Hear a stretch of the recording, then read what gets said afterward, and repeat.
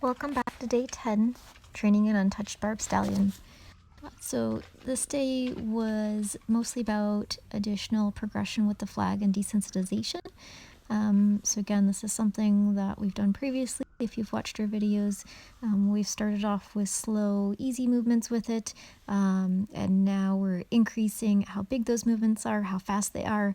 Now starting to make some sound with the flag, starting to move it along the ground, which is a bit different. So all of this just tries to help and make him more well-rounded with anything that we might come across on the trail, so that he doesn't panic and he learns how to think through something when he's unsure about it.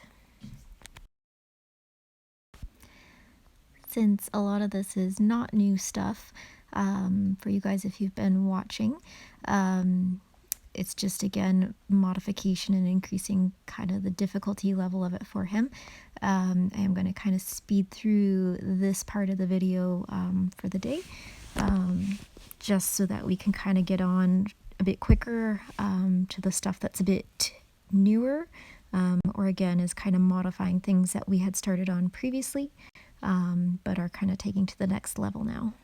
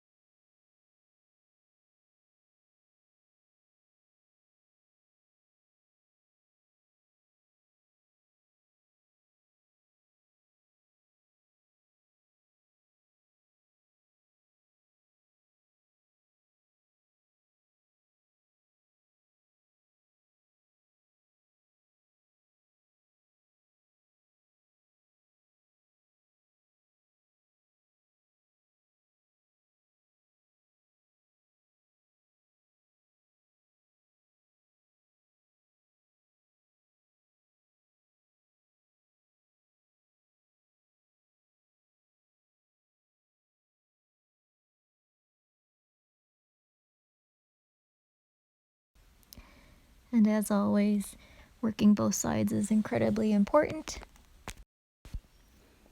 Just because they're fine with something on one side doesn't mean that will translate to the other side. So you always do want to be complete in your training and work both sides, especially if there's one side that they're better on than another, to equal those sides out.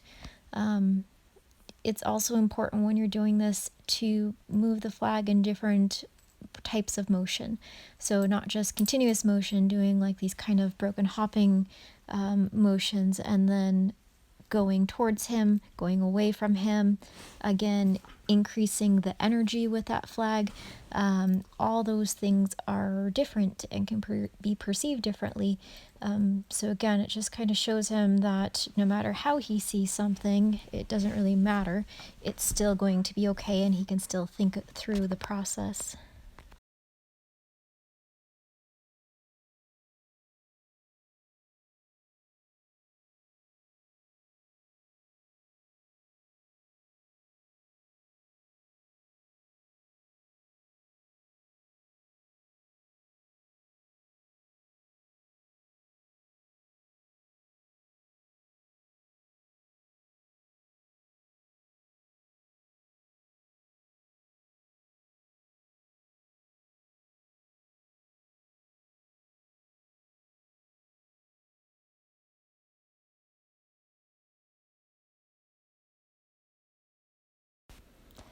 I also want to point out that when you do start to move it quickly towards them, I'm not actually like just smacking the flag into him with this.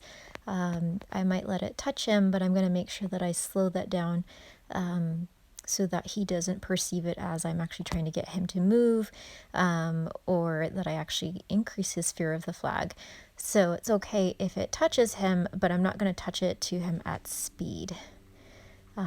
when I'm coming, quickly towards him. Again, I want him to get used to that movement, but not become more reactive because I'm actually smacking him with the flag.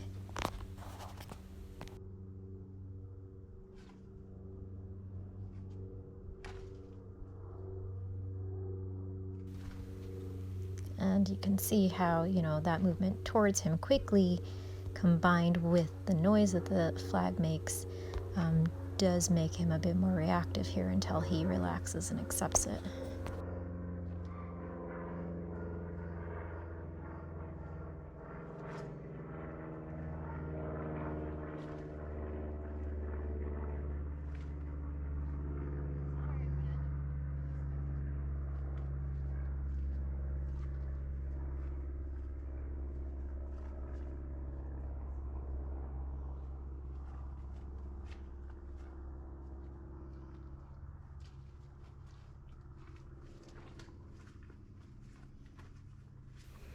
And anytime we're starting something like this where I'm going to be taking it over our heads, I'm going to be moving it fairly quickly, it's going to be making quite a bit of noise. We haven't done a movement like this previously. I'm going to take it away from him, let him get it used to it at a distance, and then gradually, be able to take it closer to him until I can actually do it directly overhead.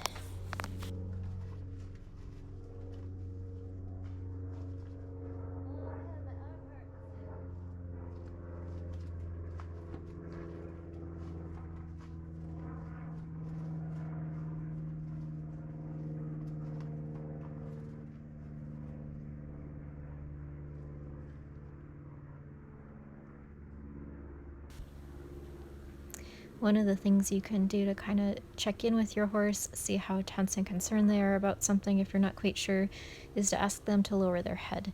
If they're really nervous about something, they're going to be resistant to that. And it takes him a minute here, but he does release. So it is good to check in with them and make sure that you're not overloading them, again, because I don't want him to freeze and build up that tension and then end up exploding in a negative manner.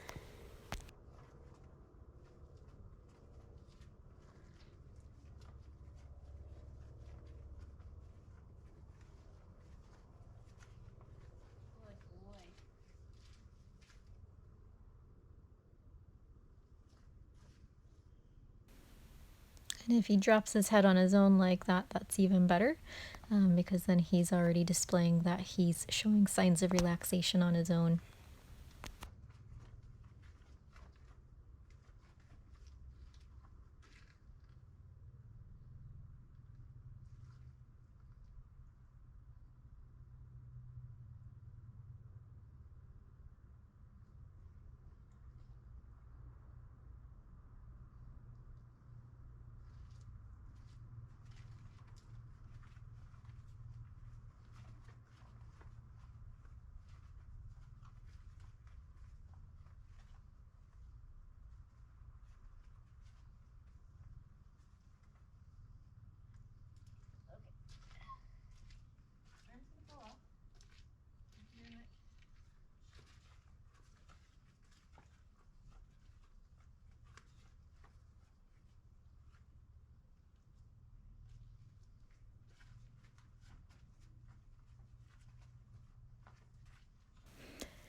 It's also amazing how fast your arm gets tired when you're doing work like this. So it's something to keep in mind. That arm fatigue is a real thing that happens. Now we gotta try these other things.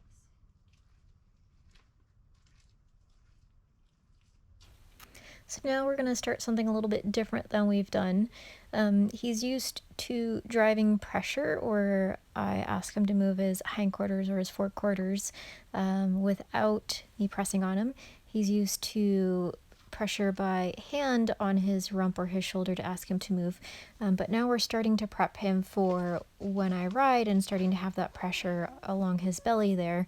And so the point of this isn't to use lots of pressure, but it's just to use the end of that flag there to apply as light of pressure as possible to get him to move over. And depending on where you're applying that pressure, that will determine, does he move the hindquarters, does he move the forequarters, does he side pass? And this again is a new thing for him, so he doesn't know quite what I'm asking for off the bat, because I've never applied pressure to this area before. But again, that's why you start with it. You don't use too much pressure so they get overloaded, and you work on it repeatedly until they figure it out. And he's a pretty quick learner, so usually we only have to do something 1 or 2 times, even to start picking it up. More complicated things that might take more repetitions. But he's actually fairly good at, once he gets it and figures it out, he's just got it, and it's good going forward. But we'll still always come back and review it, because again, if they don't do it enough, you don't retain it.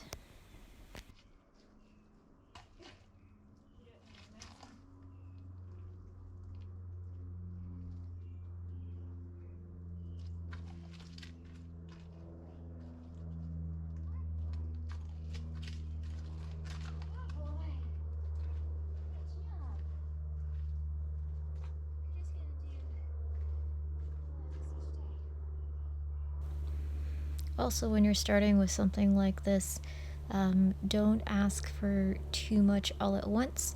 So I'm happy if I get a step or two, and I'm going to give him that release so he, again, picks up and connects that, oh, she does this here and I go this way. You can increase duration later on asking for more steps. But he's got to know what I'm asking first, and he'll get frustrated if I don't give him that release when he's doing what he's supposed to do. Because then he'll keep trying to figure it out and think he's not doing it right. So ask for small steps at a time, and then gradually increase what you ask for. So this day, again, was another really positive day, working on desensitization and some intro to lateral movements.